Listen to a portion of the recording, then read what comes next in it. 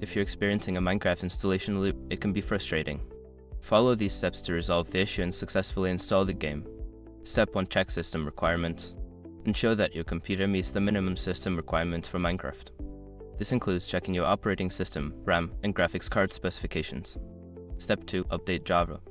Minecraft requires Java to run. Make sure you have the latest version of Java installed on your computer. Visit the official Java website to download and install the most recent version. Step 3. Clear temporary files. Sometimes temporary files can cause installation issues. Clear your system's temporary files by using the disk cleanup tool or manually deleting files from the temp folder. Step 4. Disable antivirus software.